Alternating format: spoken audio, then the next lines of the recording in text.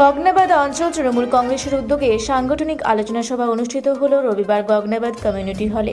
বিধানসভা নির্বাচনকে পাখির চোখ করে সাংগঠনিক সভা 14টি বুথের বুথ সভাপতি ও কর্মীদের নিয়ে প্রতিটি বুথের সাংগঠনিক অবস্থার খতিয়ে দেখেন কাশীপুর ব্লক তৃণমূল কংগ্রেসের নেতৃত্ববৃন্দ। এদিনের এই সাংগঠনিক সভায় উপস্থিত ছিলেন কাশীপুর ব্লক তৃণমূল কংগ্রেস সভাপতি সুদেব হেমব্রম, কাশীপুর ব্লক তৃণমূল কংগ্রেসের সম্পাদক সন্তোষ চ্যাটার্জি, অঞ্চল তৃণমূল কংগ্রেসের সভাপতি অজিত মাহাতো, গগনাবাদ গ্রাম পঞ্চায়েতের প্রধান অঞ্জনা বাউরি সহ বিভিন্ন বুথের বুথ সভাপতি ও কর্মী সমর্থকরা।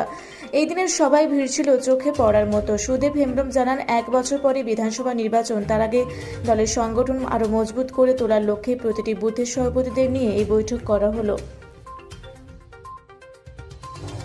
বলছি, আজকে আপনাদের সাংগঠনিক একটা আলোচনা সভা আয়োজন করেছিলেন গগনাবাদ অঞ্চল তৃণমূল কংগ্রেস উদ্যোগে, কী বলবেন?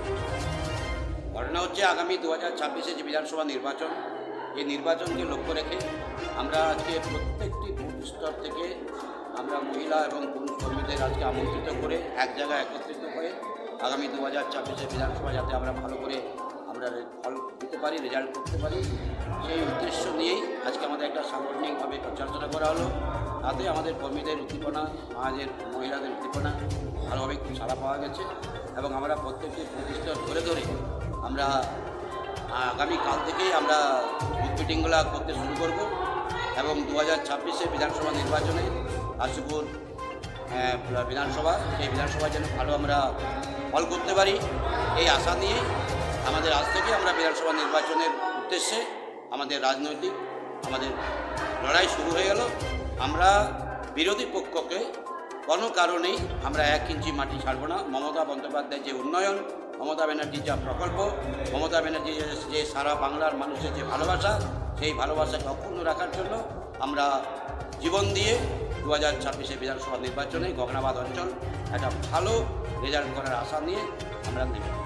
গগনাবাদের বেশ কয়েকটি বুথে, যেমন তিলাহিড়ি, এইসব বুথে একটা সাংগঠনিক দুর্বলতা আপনাদের রয়েছে। সেগুলো দুর্বলতা বলতে ঘটনা হচ্ছে সেই বুথকে ঠিকমতো জানানো হয়নি, হয়তো যার জন্য তারা আসতে পারেনি। আমরা অবশ্যই সেই জায়গায় খবর নিয়ে দেখব এবং সেই জায়গায় বুথে গিয়ে আমরা পর্যালোচনা করব।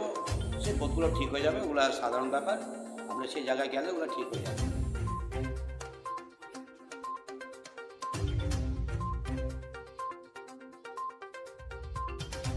পুরুলিয়া শহরে এখন স্বল্প খরচে উন্নত ও অত্যাধুনিক চিকিৎসা পরিষেবা বর্দান হসপিটালে। এখানে general, laparoscopic, gynaecologist, paediatrician, anaesthetist, general physician, orthopaedic সহ বিভিন্ন রোগের অভিজ্ঞ ডাক্তারবাবুরা নিয়মিত রোগী দেখছেন।